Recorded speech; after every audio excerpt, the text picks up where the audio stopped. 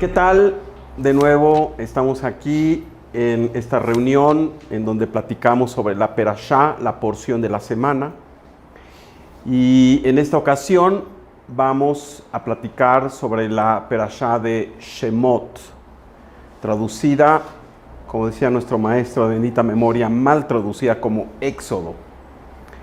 Esta es la primera porción, la primera Perashá del libro homónimo, del libro que tiene el mismo nombre, Shemot, que de nueva cuenta en latín y en los idiomas que no es el hebreo le han puesto Éxodo, cuando en realidad hay un valor muy importante en el nombre de la porción y del libro. Shemot quiere decir nombres, y sabemos que la partícula Shem también tiene que ver con el aspecto de Neshama, del alma.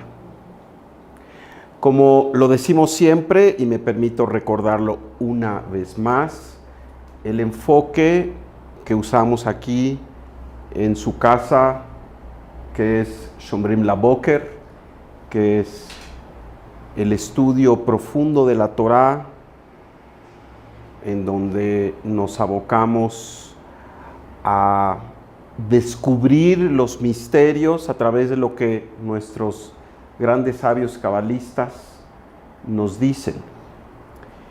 Y por ello no es nada más una remembranza histórica, no es nada más un aspecto relacionado a la religión, tiene que ver con nuestras vidas, y en este caso con nuestras almas. Cómo esta energía que está ahí en la Torá la podemos aprovechar cada uno de nosotros para ser mejores seres humanos, para ser más felices. Esta es la intención. Shemot. La Torá empieza narrándonos cómo en Egipto dice, y estos son los nombres de los hijos de Jacob, de los hijos de Israel que vivieron en Egipto. Y de nuevo hace el recuento de todos los hijos de Israel y nos informa que 70 personas llegaron a Egipto en su momento. Y también se nos dice que mucho tiempo después, estas 70 personas que se establecieron en Egipto se reprodujeron, fructificaron, llenaron la tierra, así dice, y fueron muchos. También se nos informa que toda esta generación de los hijos directos de Jacob, desde luego Yosef, el faraón que era contemporáneo de ellos, murieron. Esta generación pasó y ahora tenemos una nueva situación con un nuevo faraón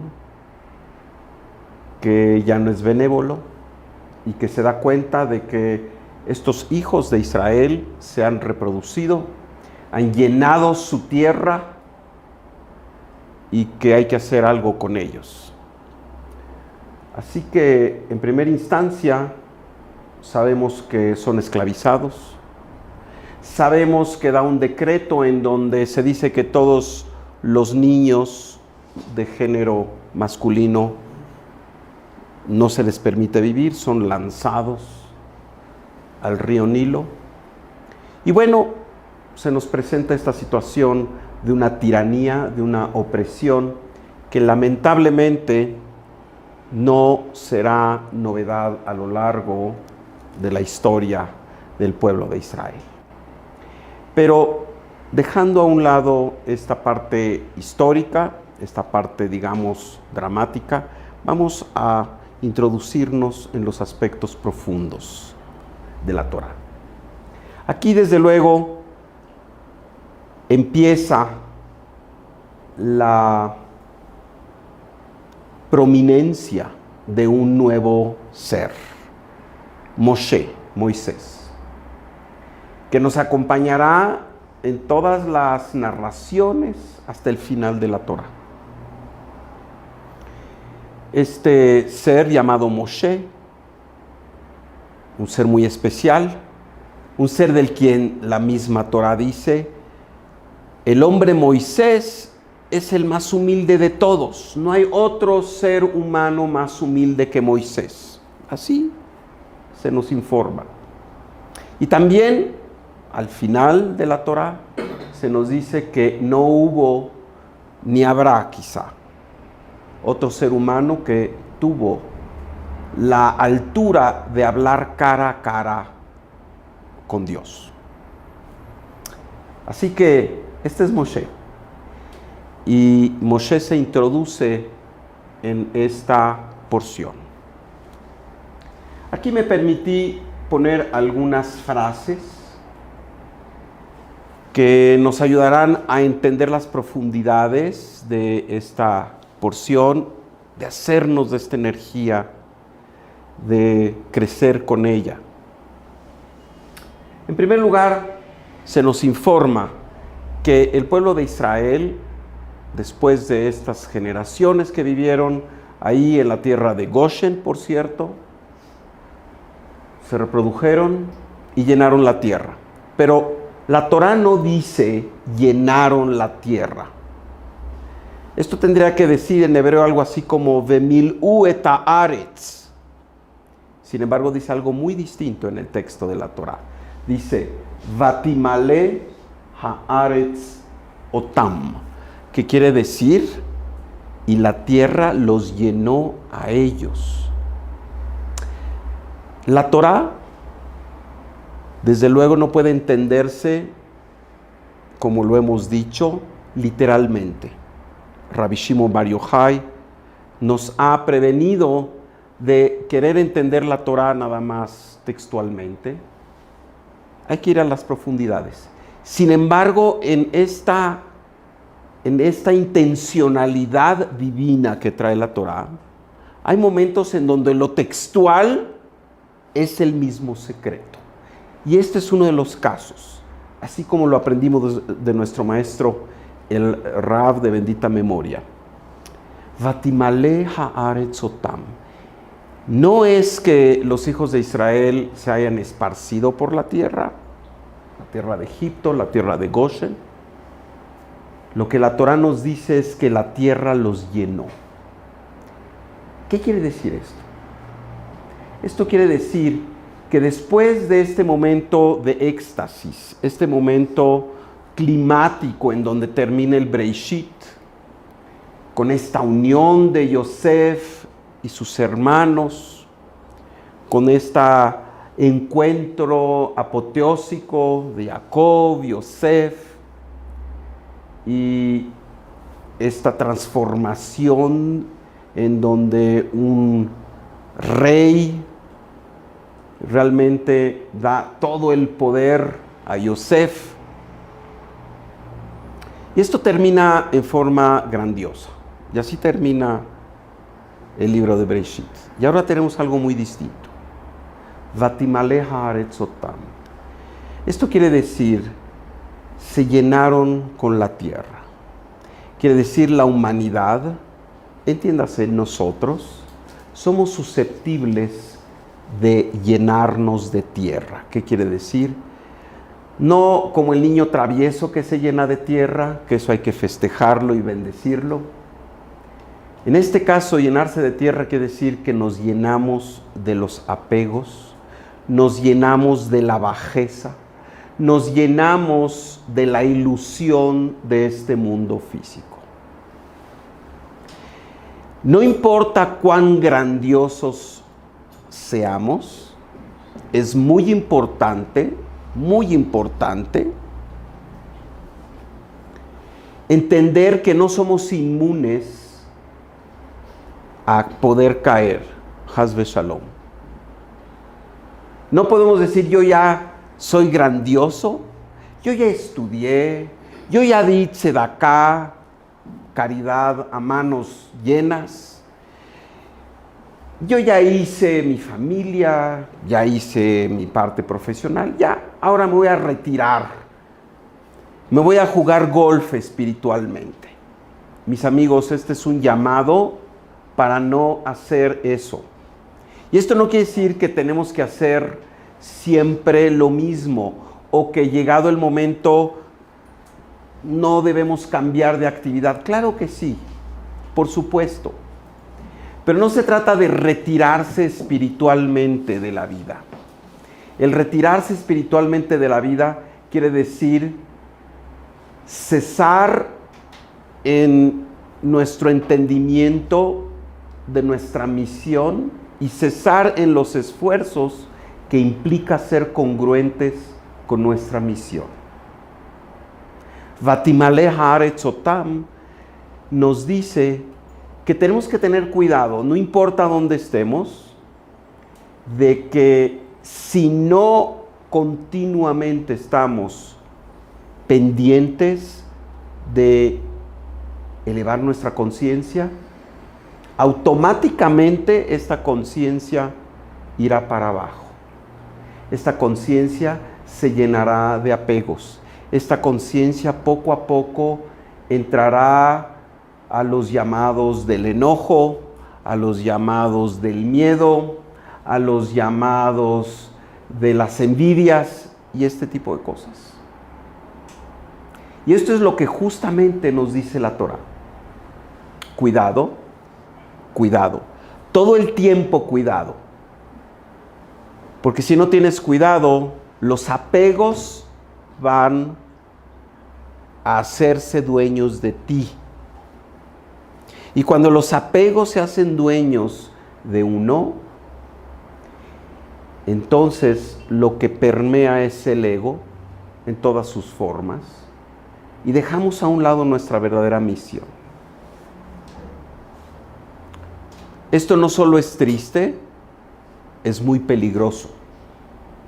Es muy peligroso porque es la puerta para la infelicidad, es la puerta para el caos, el bajar la guardia en materia espiritual es darle paso al Satán.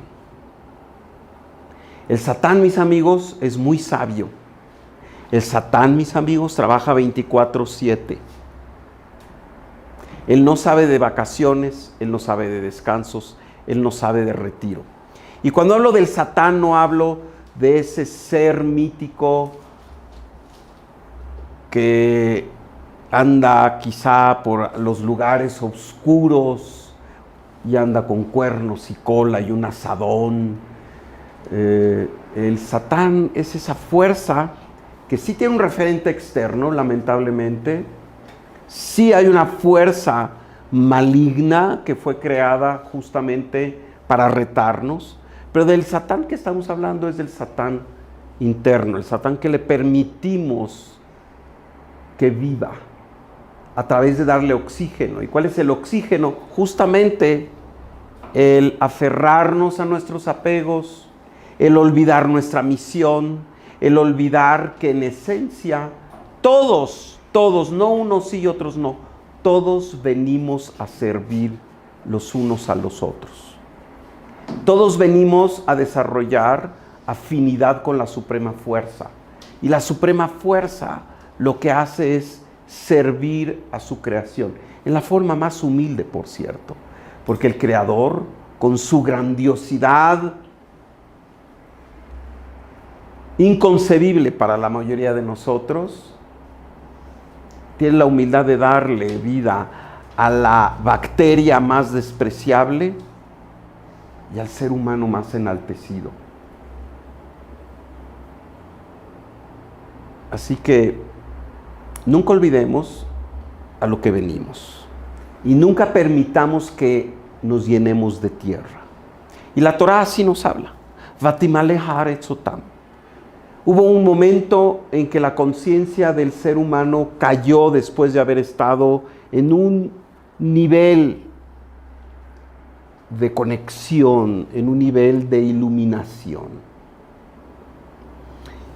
Y bueno, es parte de los ciclos. Es parte de los ciclos. Hay esta caída. ¿Para qué? Para que cobremos mayor conciencia. Para que nos elevemos mucho más alto. Pero tenemos que estar pendientes. Tenemos que estar pendientes. Y después de Vatimale Haaretz Otam, vemos la descripción de una escena muy distinta a la que dejó la generación de Yosef. Esclavitud, trabajos forzados. Dice en un momento la Torá que el pueblo estaba tan agobiado que no podía estar en la conciencia Mikotze Ruach ve'avodah kasha. Kotze Ruach quiere decir que su espíritu estaba confinado, estaba cortado, estaba mermado.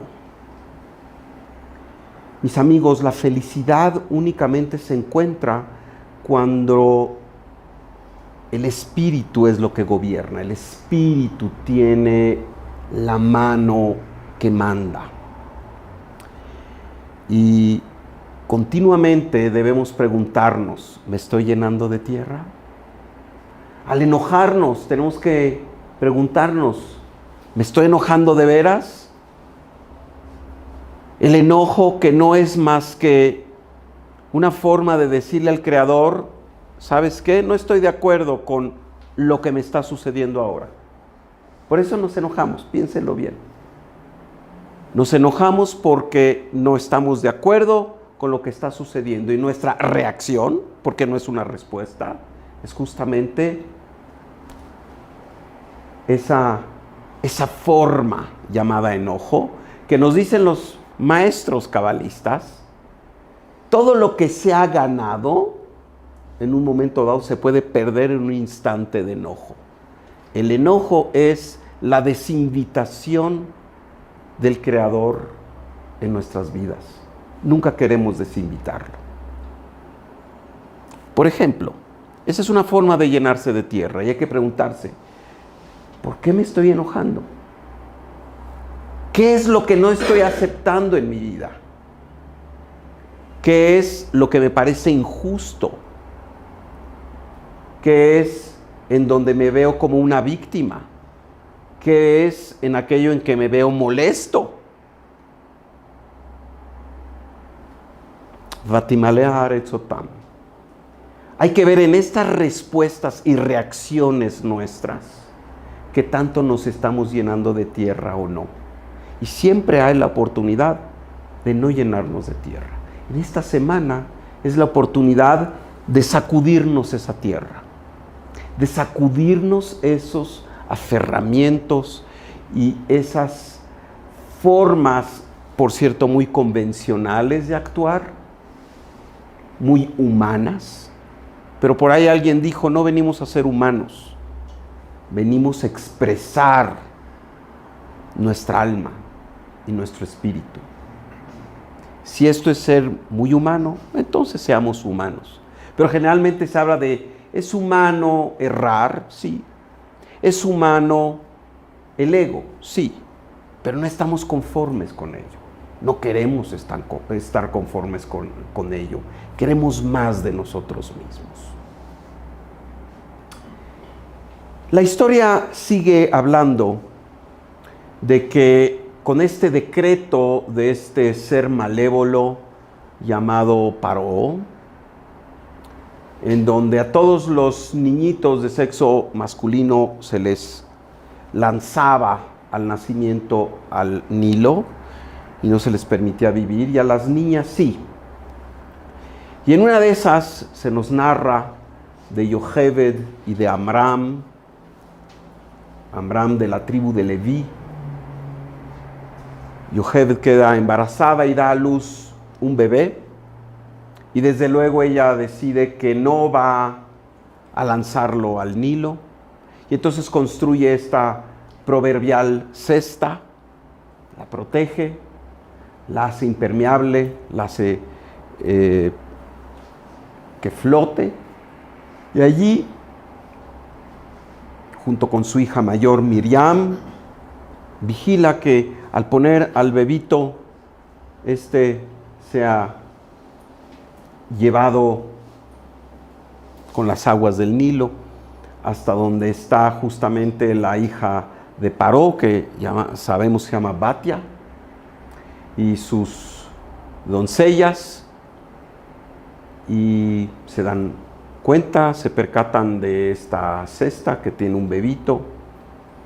Las doncellas llevan este bebito a Batia. Ella queda prendada. Se le pone el nombre de Moshe, que quiere decir extraído del agua. Kiminamai meshitihu, meshitihu Moshe. Moshe, sacado del agua. Y bueno, se establece que la misma hija del faraón manda llamar a alguna nodriza hebrea y resulta que es la misma madre de Moshe. Así que Yocheved es la que amamanta a Moshe. Y Moshe crece, desde luego no en la casa paterna, sino en el palacio faraónico, como un príncipe. Pero llega el momento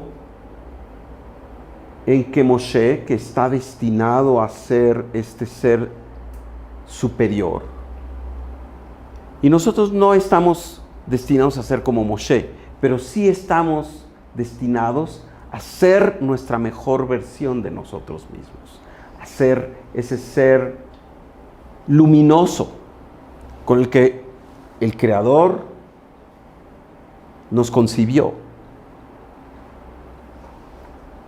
Así que se nos informa que Vayigdal Moshe, y Moisés creció. No solo en estatura, en tamaño, físicamente. En realidad, cuando la Torá nos dice Vayigdal Moshe, se nos alude a este aspecto que la Kabbalah llama Gadlut. Gadlut, que quiere decir grandeza, versus Katnut. Ya lo vimos la sesión anterior. Katnut justamente es este momento en donde no estamos en conexión total con la luz. No estamos en desconexión, pero no estamos en conexión total. Gadlut es la capacidad de continuamente estar en conexión con la luz, continuamente ser la vasija idónea para recibir toda clase de beneficios que la luz tiene para darnos, porque esa es la razón por la que fuimos creados. Así nos informan nuestros sabios. No por otra cosa. Hemos sido creados todos para ser infundidos con la grandeza del Creador. Para que el Creador, como se dice, se regocije en la grandeza de cada uno de nosotros. Para hacernos felices, para hacernos plenos. Así que Moshe, que está destinado definitivamente a ser este ser grandioso, este líder liberador, este líder que en su momento llevó al pueblo de Israel y hoy nos puede llevar a cada uno de nosotros a nuestro mejor momento. Moshe sí fue un personaje. Moshe, desde el punto de vista místico, es una de las 10 sefirot. Y de hecho, depende del criterio, depende de la visión. A Moshe se le asocia con 2 sefirot. No vamos a entrar en mucha explicación de esto. Moshe es, por un lado, la sefirá de Netzach, eternidad. Y por otro lado es la sefirá de Da'at, que es conocimiento. Moisés tuvo esta posibilidad de engrandecerse y la grandiosidad de Moshe, a diferencia de la grandeza de un ángel, es que Moshe no fue creado como un ángel, no fue creado el día que fueron creados los ángeles. Moshe es un descendiente de Adán, como todos nosotros, Bnei Enosh, como dice el Zohar. La grandiosidad de Moshe es que partió desde lo más bajo y subió a las alturas. Tuvo y vivió las vicisitudes humanas que cada uno de nosotros vive, las sobrellevó, se elevó por encima de todos los retos y llegó a ser este ser que hablaba cara a cara con el Creador. Mis amigos, Moshe y Paró son la dualidad de este mundo físico. Paró, que quiere decir Pe-Ra, boca malévola, es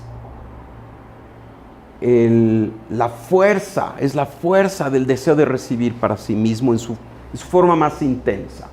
Todo el aspecto de egoísmo que ustedes quieran pensar, abuso, el manejo del mundo físico como fin último, fin final, el manejo de mi interés y luego mi interés y luego otra vez mi interés por encima de los demás sin percatarme de que hay otro mundo por ahí que existe. Esto es Paró.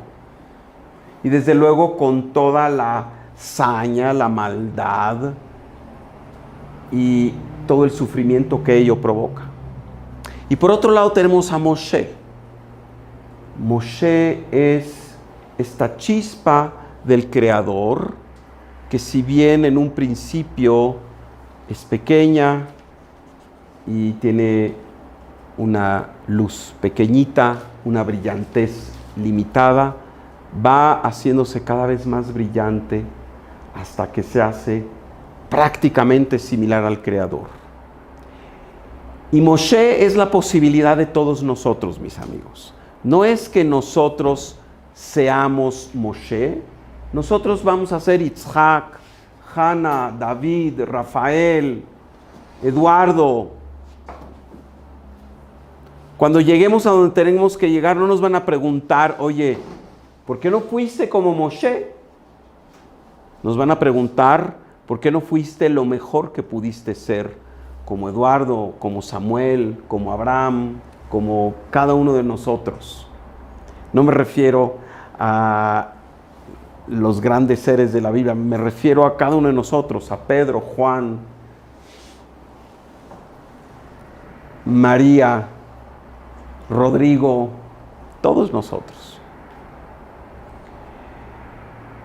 Moshe entonces es esta posibilidad de grandeza que tenemos cada uno de nosotros, que no es teórica, mis amigos, está ahí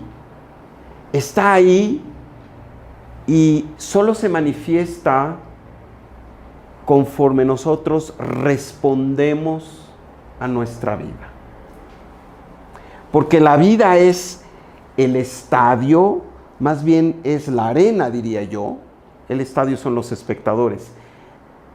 Es la arena para nosotros desarrollar ese potencial. Así que otro de los aspectos importantes de esta perashá es que venimos nosotros aquí para pasar de la pequeñez a la grandeza.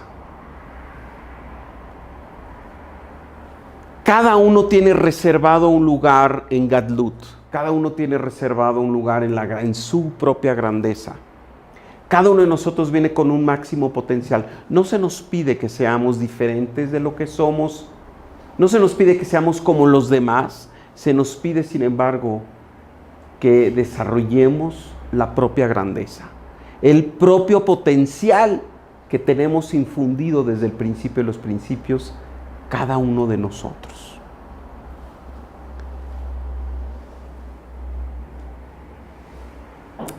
Tenemos que Moshe, en este proceso de engrandecimiento, en este proceso de paulatinamente adoptar su misión y convertirse en ese ser luminoso en el que todos nos podemos convertir,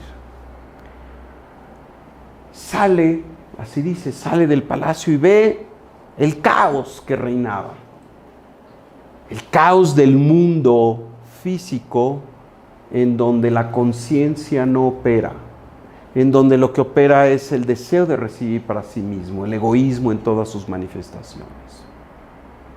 Y ve que un egipcio golpea a un hebreo. Así que Moisés no se queda con los brazos cruzados y se dice, dio ko vako, aquí y allá, y mató al egipcio.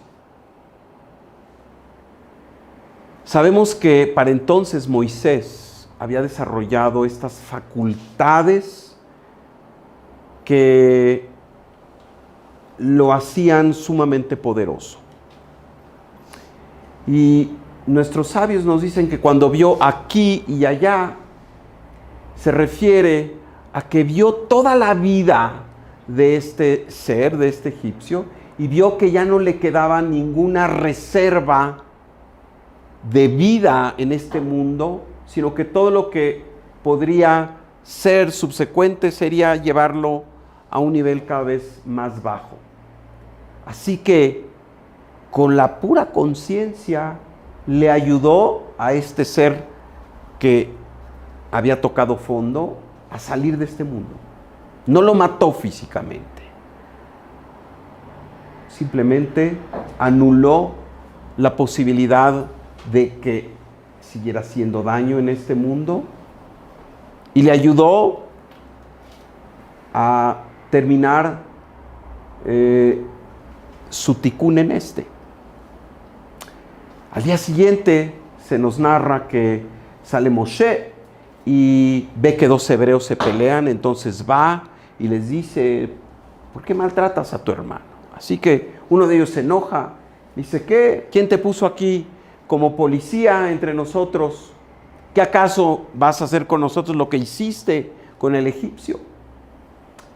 Dice Moisés, entonces ya se supo.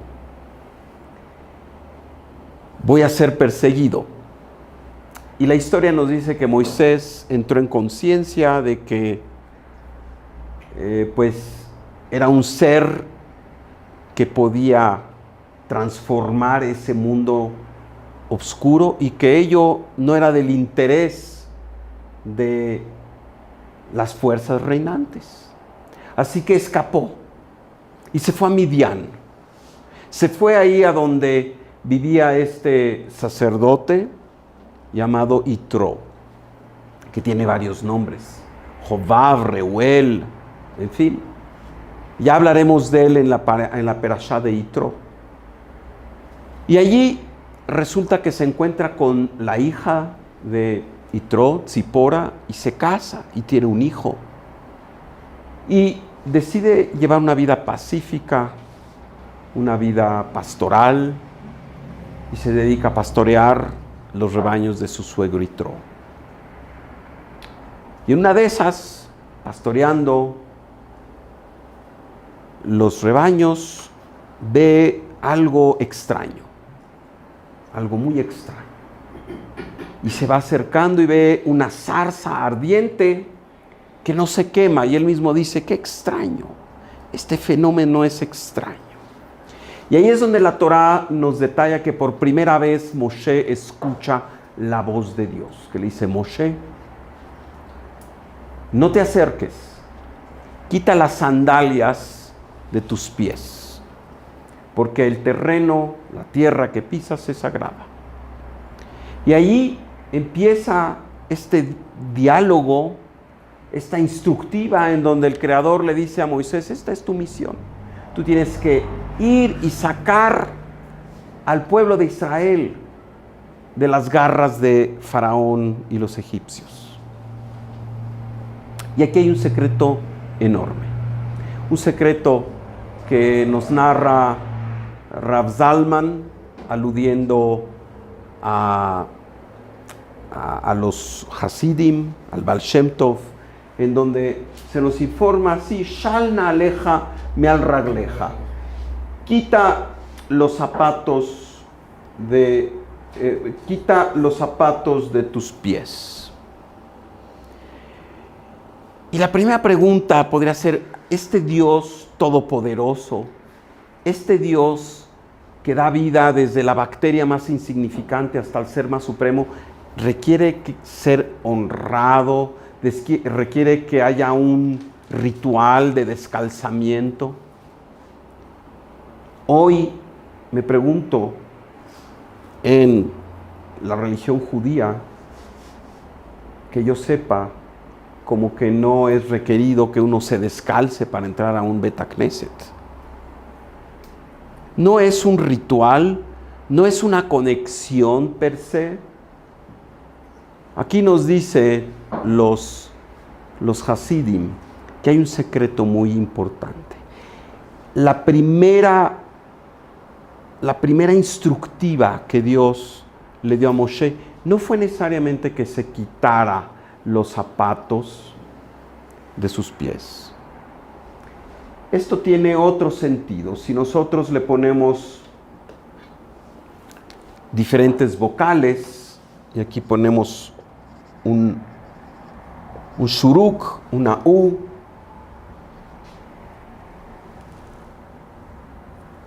y si esta yud la cambiamos para acá, dice algo totalmente distinto. Dice, Shal neuleja meal ragleja, que quiere decir, quita los candados de tus hábitos. Algo muy distinto que quita los zapatos de tus pies. Es transfórmate. Deja la conciencia robótica que es producto de las hormonas y del cuerpo.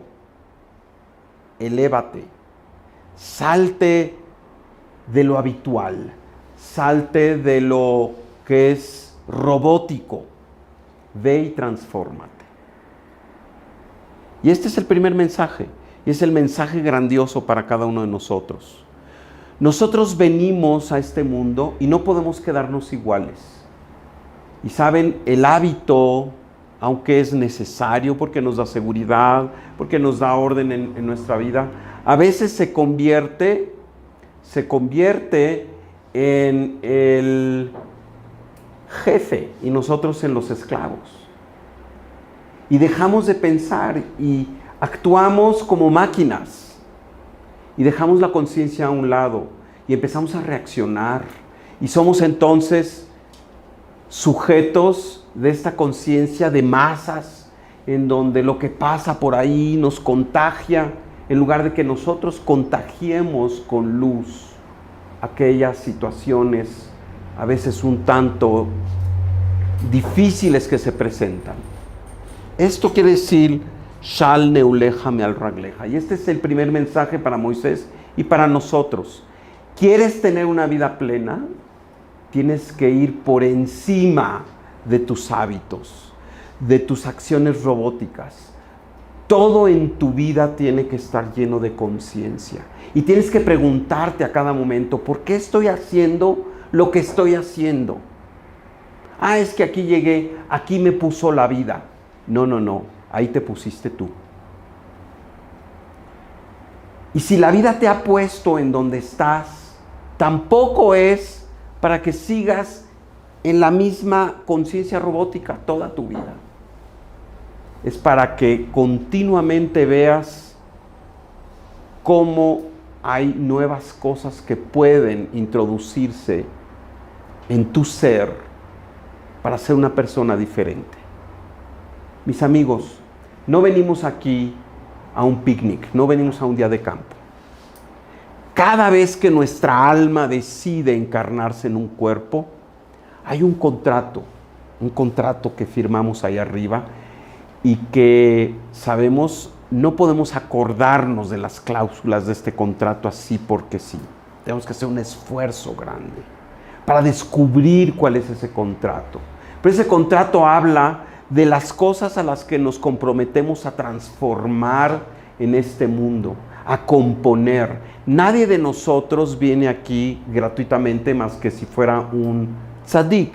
Y de estos nada más hay 36 entre los 7,200 millones de seres humanos que hoy pueblan este mundo. Nada más 36 que vienen a ayudar, no vienen a transformarse, porque ya están totalmente enaltecidos. Pero cada uno de nosotros sí viene a transformarse.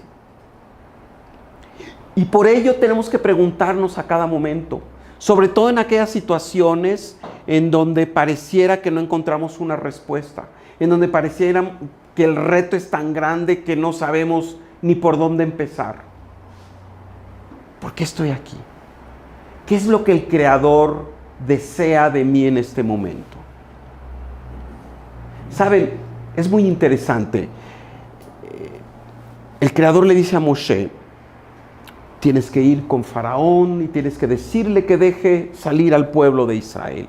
Y Moshe se defiende por humildad y quizá por el miedo de adoptar esta nueva función que le toca, llena de complejidad, llena de responsabilidades, llena de retos.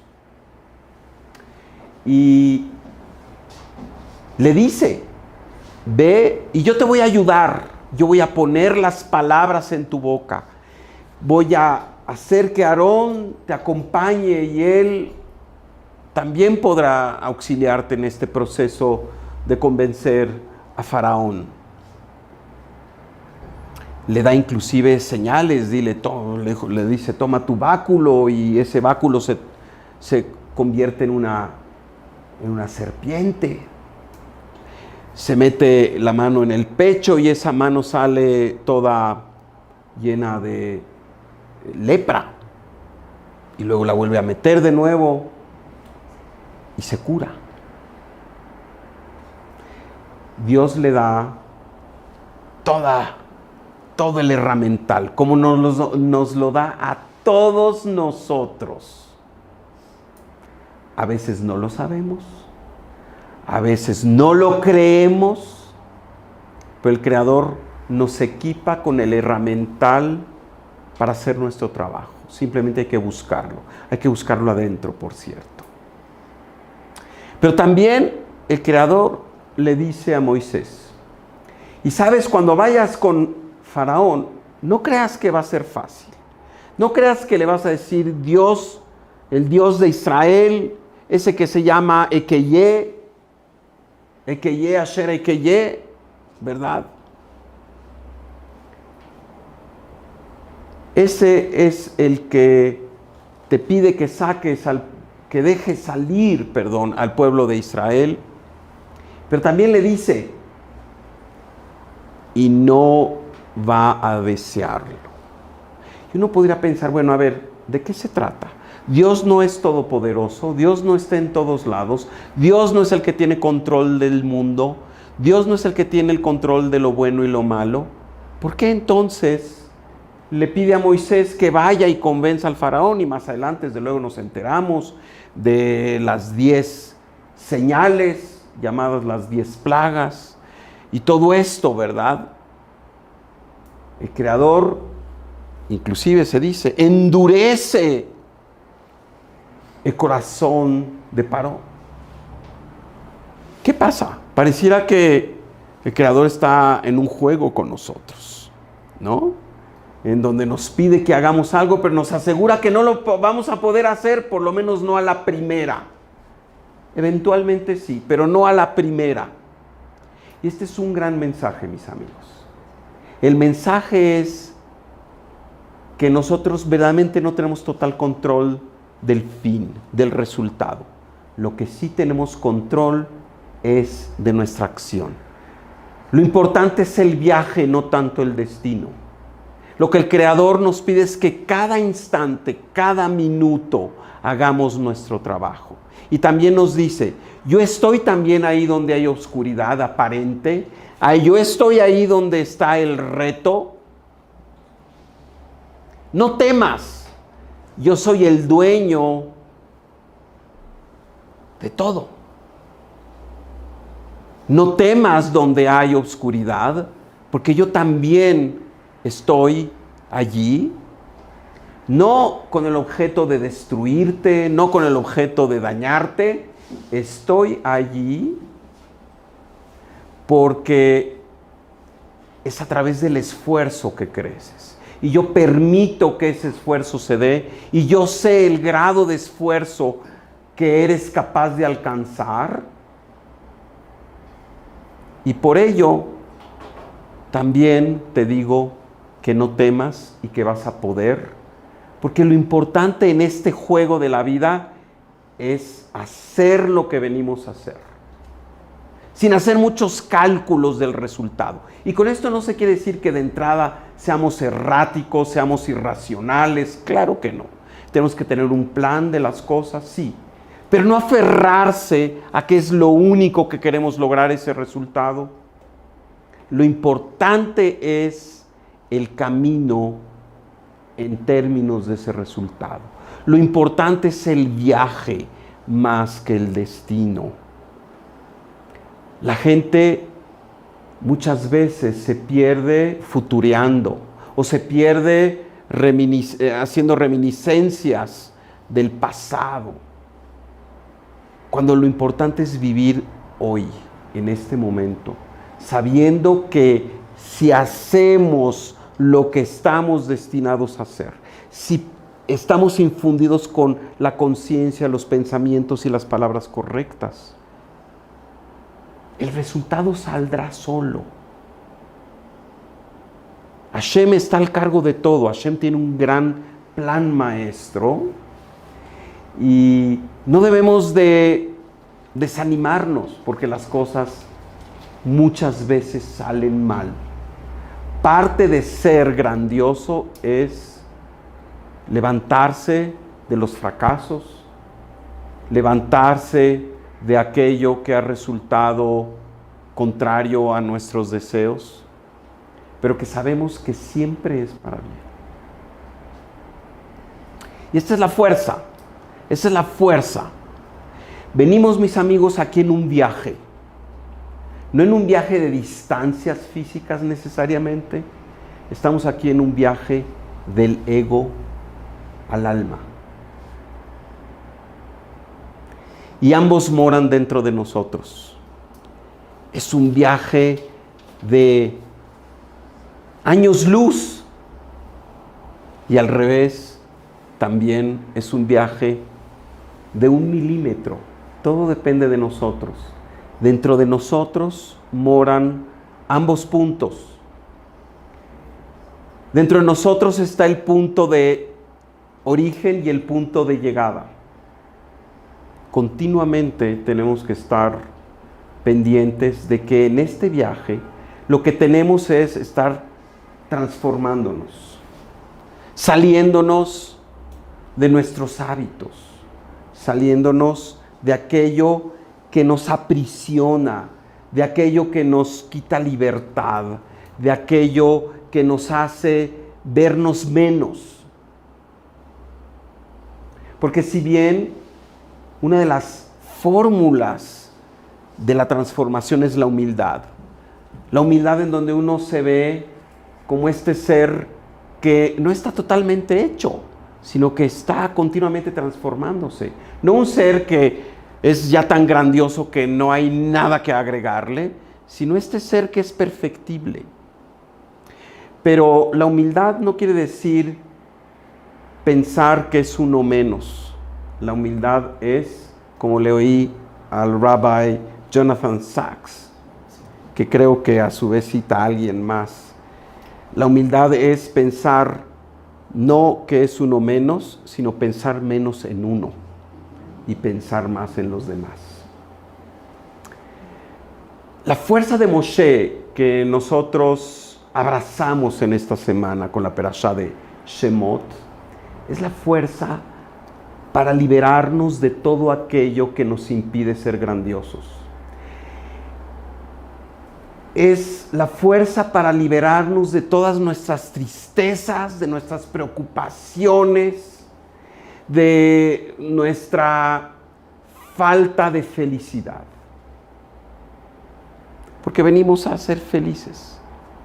Y no se trata de vivir una vida despreocupada, se trata de vivir una vida íntegra, llena, rica y feliz, con todo lo que la vida tiene que ofrecernos. Y hoy, en todo el mundo, mucha gente está preguntándose qué va a pasar. Cosas inexplicablemente difíciles están pasando desde hace varios años. Parece que estamos caminando y cada vez más apuradamente a esta situación en donde va a haber un gran cambio y la gente se siente temerosa y la gente se siente con miedo. Interesante. En esta porción, el Zohar, que habla de muchas otras cosas, además de la historia misma de la Torá. En el versículo Tzadik Vav 96, nos habla justamente de la época en la que nos encontramos. De esta época de la que el mismo Rabbi Shimon Bar Yochai dice: pobres de aquellos que vivan en esta época, pero también bienaventurados, Ashrei, aquellos que vivan en esta época. Dice que Rabbi Shimon levantó sus manos y lloró y dijo: hoy, pobres de aquellos que vivan en este momento, dice literalmente, hoy lemishe yikre beotozman, pobre de aquel que esté viviendo en ese tiempo, refiriéndose a cuál tiempo, al tiempo del sexto milenio, este tiempo nuestro. Dice, porque se verán cosas terribles, como ya las estamos viendo. Dice, pero bienaventurados aquellos que también estén en esa época. Continúa Rabbi Shimon, porque sabemos que esas situaciones de aparente obscuridad no son más que el preludio de la redención final. De esto que llamamos el tiempo de Mashiach. Y lo dice ahora en la Perashá de Shemot. Mis amigos, nosotros tenemos la capacidad de traer esa redención en cada momento. Cuando nosotros nos transformamos, cuando nosotros adoptamos nuestra responsabilidad como seres luminosos que somos, traemos esta fuerza de luz a nuestras vidas y a quienes nos rodean y al mundo entero. Sí, estamos al final de los tiempos, como lo dice Rabbi Shimon Bar Yochai en el Zohar, en esta Perashá de Shemot. Si nosotros no hacemos nada, quiere decir, si nosotros nos volvemos vulnerables a la capacidad de enaltecernos en frente de los retos, enaltecernos creciendo, enaltecernos cuestionándonos, enalteciéndonos, cambiando, transformando, limando ese diamante que tenemos dentro, puliéndolo, quitándole las clipot, permitiendo que ilumine. Y desde luego, Moshe es nuestro ejemplo y nuestra fuerza. Y la primera de ellas es saber que somos mucho más poderosos de lo que creemos.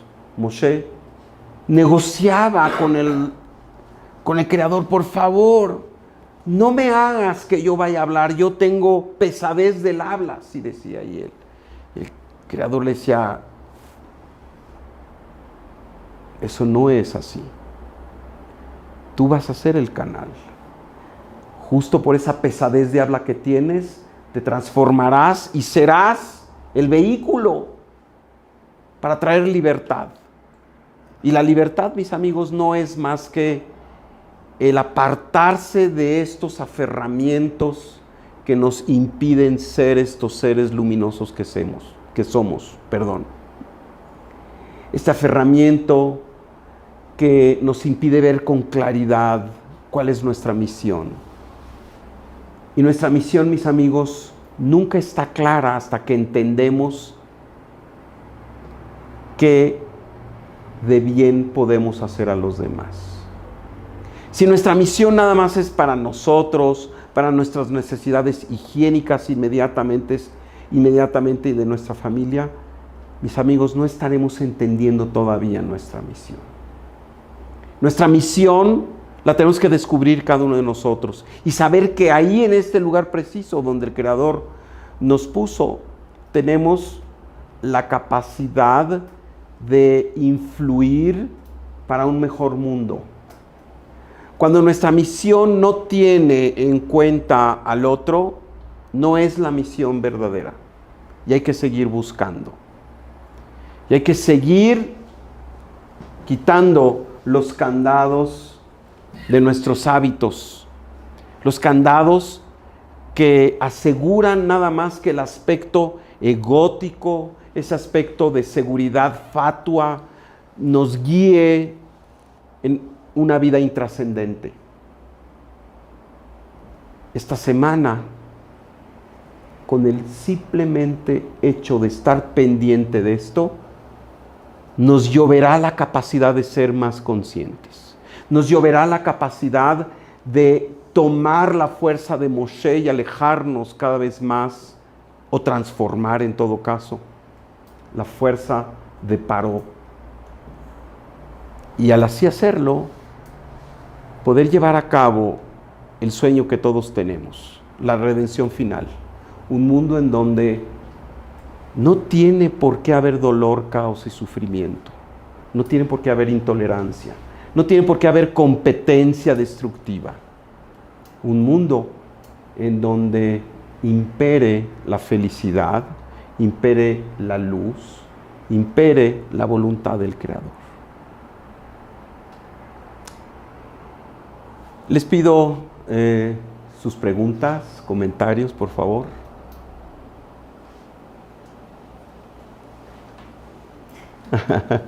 Por favor, Abraham.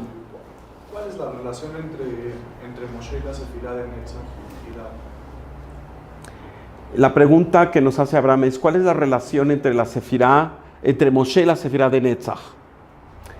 Primero, muy breve, ¿qué son las Sefirot? ¿Qué es el árbol sefirótico? Keter, Jochma, Binah, Gesed, Geburah, Tiferet, Netzach, Hod, Yesod y Malchut. Son las expresiones del Creador en su creación. Son las formas en que nosotros podemos llegar de los puntos más inferiores de conciencia, de Katnut, de pequeñez, a los niveles de Gadlut, de grandeza. Moshe, se nos dice, representa la Sefirá de Netzach. Y Netzach es la Sefirá de eternidad y de victoria, o de victoria eterna. Y se nos dice que Netzach es el camino de la perseverancia, es el camino del guerrero espiritual. Moshe, lo veremos a lo largo de toda la Torá de aquí hasta el final, quienes gusten acompañarnos con el favor de Dios, es este guerrero de la luz, que con todo amor se abandona a su más humana esencia para ser este canal de amor incondicional al pueblo. Y esto lo hace, desde luego, con esta continua expresión de humildad y de cuestionamiento y de fortaleza, pero sobre todo de perseverancia. Nos dicen nuestros maestros, ¿saben qué diferencia tiene el Satán con aquellos que están en el camino de la luz? Que los que están en el camino de la luz muchas veces se cansan y el Satán no se cansa. Moshe le hizo la guerra a la oscuridad con su perseverancia, y por ello es la victoria eterna. La recomendación concreta para nosotros, quienes deseamos crecer en este camino espiritual, es la perseverancia. ¿Cuántas personas hemos visto? He tenido yo la oportunidad de ver en estos 30 años que de los en los que he despertado o quiero despertar al mundo de la luz desde hace 30 años, he visto ir y venir mucha gente que se aburre, mucha gente que luego dice, es que es ya lo mismo. Cuidado, porque cuando te parece que todo es lo mismo, quiere decir que ya no estás entendiendo cuáles son los mensajes de la vida para ti. Y entonces la gente se aparta y la gente opta por caminos más fáciles, opta por sendas que aparentemente son más benévolas para luego darse un frentón y saber que realmente no hay atajos. Hay que hacer el trabajo, hay que hacer restricción, hay que enfrentarse con el propio ego, hay que transformarlo. Y eso es Netzach, la perseverancia para la victoria eterna. Sí, Esther. ¿Cuál es la relación, nos pregunta Esther, entre Moshe, Mashiach y la redención final? Moshe, en cierta forma, actúa como un Mashiach, como un ungido que nos libera. Cuando se dice que Moshe fue este líder que nos sacó de Egipto, a un lado la evidencia histórica y todo este tema, ¿verdad? 4 veces milenario. Salir de Egipto es salir de la conciencia de estrechez, en donde solo vemos por nosotros mismos, en donde no podemos ver la felicidad sino como producto únicamente de las necesidades de nuestro ego. Y salimos y nos liberamos de eso, y nos hacemos cada vez más grandes, cuando nos fundimos con el alma de todos los demás. Esto es Yetziat Mitzrayim. En cierta forma, Moshe fue el Mashiach de esa época, pero realmente para hoy, para nosotros hay una conexión. La fuerza de Moshe es la fuerza potencial de la revelación de Mashiach en nuestros días. Si nosotros incorporamos esta fuerza de Moshe, que es el paulatino crecimiento, el paulatino transformarse, el paulatino dejar los apegos humanos, el cada vez ser más grandioso en términos del servicio a los demás, como definición de grandioso. Entonces, traeremos al Mashiach por el lado de la misericordia. La inconsciencia al final también traerá al Mashiach, pero por el lado del dolor y el sufrimiento. La opción es nuestra. ¿Cómo queremos traer la última redención?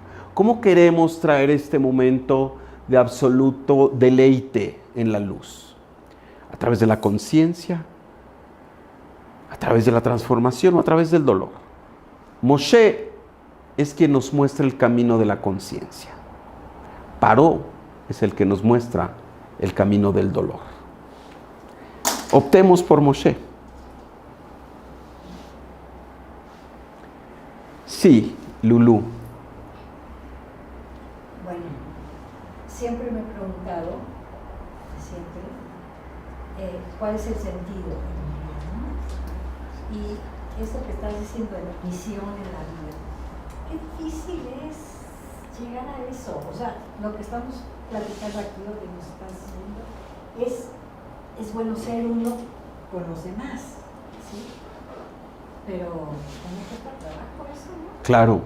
No, que el comentario que nos hace Lulú dice, siempre a lo largo de toda mi vida me he preguntado cuál es mi misión y no es fácil saber cuál es mi misión, no es fácil llevarla a cabo.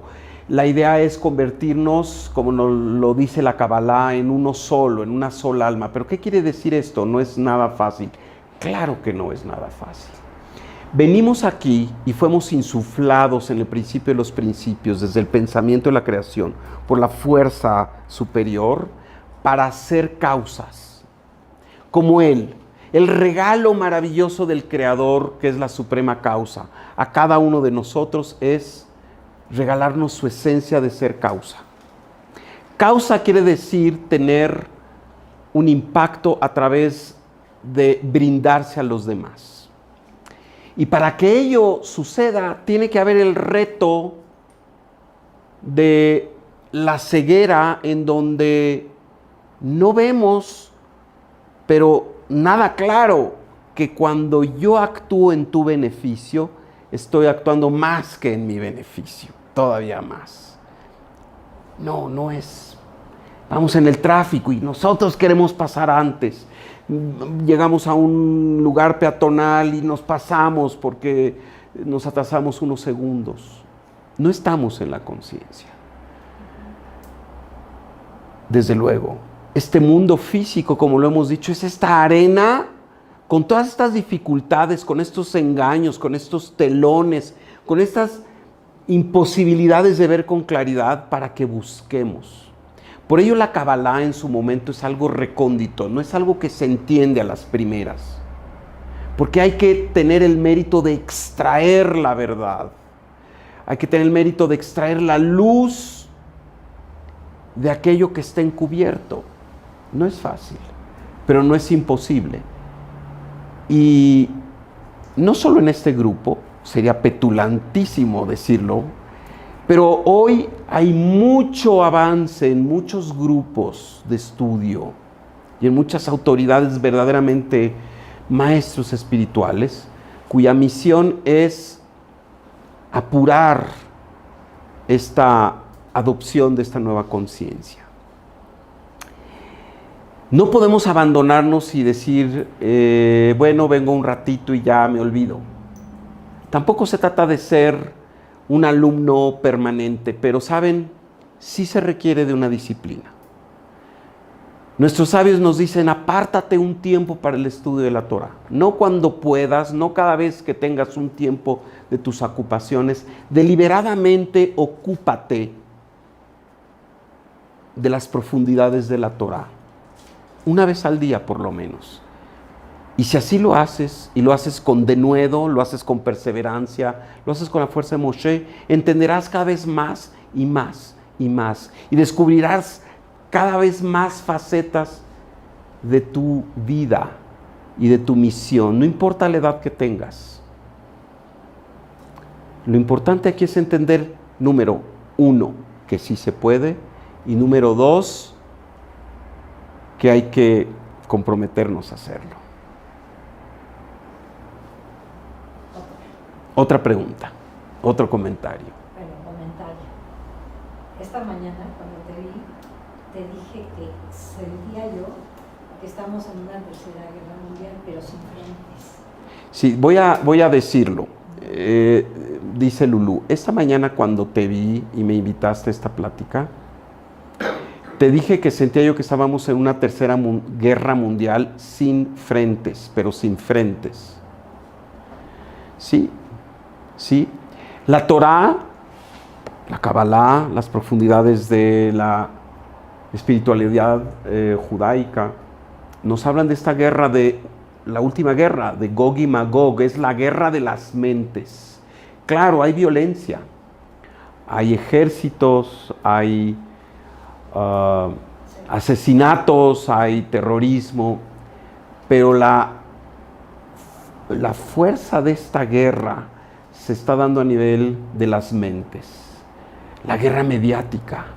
Hoy un individuo con poder da un mensaje y causa que las acciones de una u otra empresa caigan o suban por un mensaje. Sí. Yo no sé si es la tercera guerra mundial, ojalá no, pero estamos en una guerra, una guerra de conciencias. En una guerra donde, como dicen los escritos descubiertos en el Mar Muerto, ¿verdad? De este grupo de gente que hablaba de la guerra entre la luz y la oscuridad. Sí, aunque suene muy maniqueo, aunque suene un tanto extremo, sí, estamos en esa guerra, y es la guerra final, la guerra entre la fuerza de la luz, la fuerza del alma, la fuerza del amor,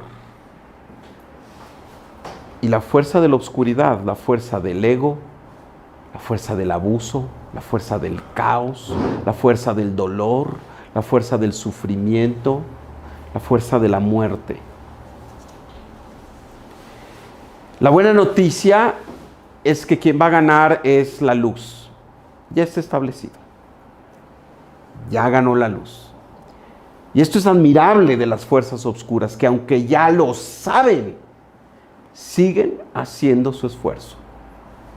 Si nosotros tenemos la de ganar, y a veces nos amilanamos y nos deprimimos y ya no queremos seguir adelante, aprendamos. Si hay algo que aprender de la oscuridad, es su tenacidad, su tesón. Vamos a ganar, vamos a ganar. No sin mucho esfuerzo, no sin antes verdaderamente transformarnos, no sin antes ganar las batallas individuales de la transformación, no sin antes como grupo también ganar. Por ello, una de nuestras misiones es no solo nosotros inspirarnos y ser grandiosos espiritualmente, es también inspirar a que otros sean grandiosos y conozcan su potencial y se acerquen a la luz.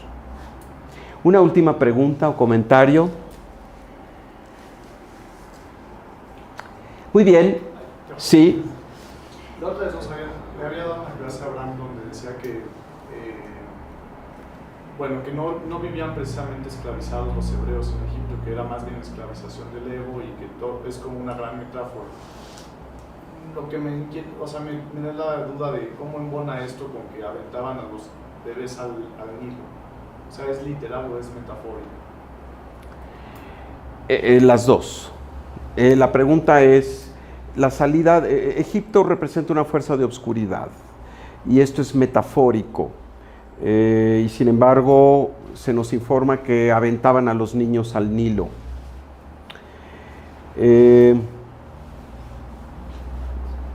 ¿Esto es metafórico o es literal? Las dos cosas, son dos mundos paralelos. El aventar a los niños, el ahogarlos, el deshacer, es cortar el aspecto de Zeir Anpin a Malhut. Cortar el aspecto, porque los niños son el aspecto masculino y corresponde al aspecto activo del cosmos, ¿sí? La idea, en su forma más malévola, ¿sí?, es impedir que la luz se revele. Y esta es la fuerza de lo negativo. Pero, como hemos dicho, estamos aquí justamente para hacer un frente común en donde no se necesita tener partidos políticos, no se necesita tener armas, no se necesita ser de una religión u otra.